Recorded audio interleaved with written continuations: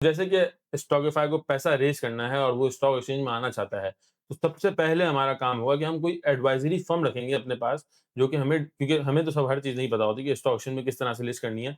तो एडवाइज़री की फ़र्म होती हैं, जो कि इस चीज़ के लिए ही बनी होती हैं कि स्टॉक एक्सचेंज में किस तरह से लिस्ट करना है आपको। सही तो है। वो हमें गाइडेंस देंगी, हमारी वैल्यूएशन बताएँगी कि हमारी इतनी वैल्यू है, वो हमसे पूछेंगी कि हमें कितना फंड रेज़ करना है।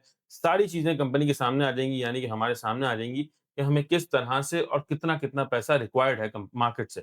उसके बाद प्रोस्पेक्टस अप्रूव होता है एसईसीपी और स्टॉक एक्सचेंज के थ्रू। सपोज़ टीम स्टॉकिफ़ाई 10 करोड़ रुपए रेज़ कर रही है स्टॉक एक्सचेंज से, यानी कि करोड़ शेयर मार्केट में दे रही है ₹10 के हिसाब से। हुँ, तो ये सारी चीज़ें अप्रूव हो गई एडवाइज़री की तरफ से भी, एसईसीपी की तरफ से भी और स्टॉक एक्सचेंज की तरफ से भी।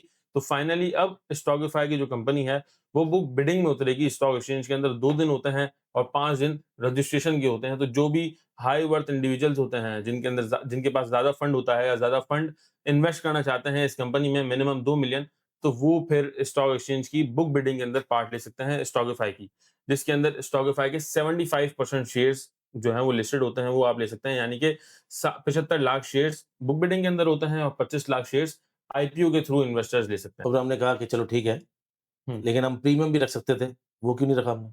देखिए, कंपनी की वैल्यूएशन के ऊपर डिपेंड करता है और आपको किस तरह का इन्वेस्टर चाहिए, वो भी डिपेंड करता है। आप सपोज़ मेरी कंपनी बहुत पुरानी है। हाँ, मेरी कंपनी बहुत पुरानी है, गुडविल मेरी बहुत ज़्यादा अच्छी है। अब हमें अगर 4 साल, 5 साल पुरानी कंपनी है, हम अच्छा खासा पैसा कमा रहे हैं, तो इसके अंदर प्रीमियम आप रखेंगे तो आपके शेयर्स ऑब्वियसली इन्वेस्टर्स इतना नहीं लेगा। हुँ, अब जैसे कि फौजियों की कंपनी है, फौजी फर्टिलाइज़र है या एग्रो फर्टिलाइज़र है, वो अपना कोई आईपीओ लाती हैं, तो प्रीमियम भी रखेंगी, तो भी इन्वेस्टर आएँगे क्योंकि उनको पता है कि मार्केट के अंदर उनकी इमेज बहुत अच्छी है। तो हम बेसिकली क्योंकि नए आदमी की बात कर रहे हैं तो उसमें प्रीमियम नहीं है, अगर हुँ, पुरानी कंपनी अपने शेयर लेकर आती है तो प्रीमियम भी रखते हैं। बिल्कुल।